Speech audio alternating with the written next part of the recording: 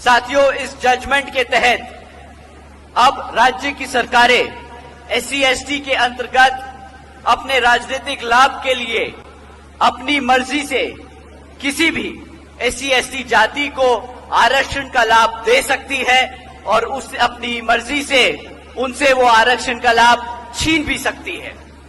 साथियों, पहले मान्यवर साहब श्री काशीराम जी ने और फिर आदरणीय बहन कुमारी मायावती जी ने हमेशा हमें आगाह किया है कि भाजपा और कांग्रेस हमारे SC/ST समाज से आरक्षण छीन लेना चाहते हैं, क्योंकि वो नहीं चाहते कि हमारा समाज पढ़ लिख कर अपने पैरों पर खड़ा होकर बराबरी का हक पा सके।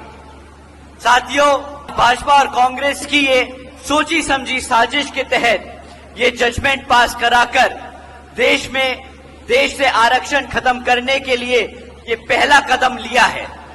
आप सभी जानते हैं, आरक्षण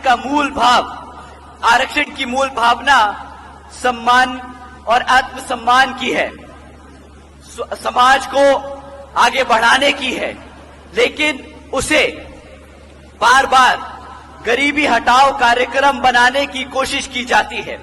साथियों, आदरणीय बहन कुमारी मायावती जी ने इस फैसले पर सवाल उठाए और पूछा कि क्या जिन्होंने आरक्षण का लाभ जिनको आरक्षण का लाभ मिला है, क्या उनकी सामाजिक स्थिति बहुत बेहतर हो गई है? क्या उनके साथ भेदभाव खत्म हो गया है? साथियों, ये दलितों को बांटने की शुरुआत है, ये दलितों की आजादी छीनने की शुरुआत है, ये संविधान को बदलने की शुरुआत है। संविधान बचाने के नाम पर भाजपा और कांग्रेस मिलकर संविधान को बदलने का काम कर रही है।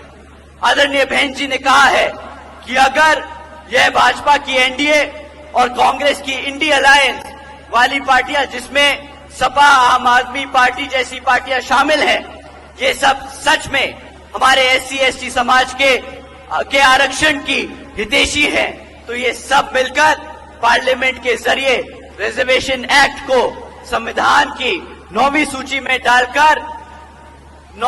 में डालने का काम करे, ताकि कोई भी रिजर्वेशन से छेड़खानी ना कर सके।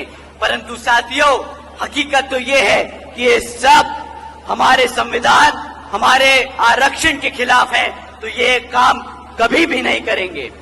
साथियों, इसके जरिए इनका असली चेहरा आप लोगों के सामने है। समय आ गया है ये लाल किताब उठाकर संविधान के रक्षक बोलने वालों को सत्ता से निकालकर बाहर खदेड़ने का और यहाँ पर अपने बहुजन समाज पार्टी और इन लोगों को सत्ता में बिठाने का।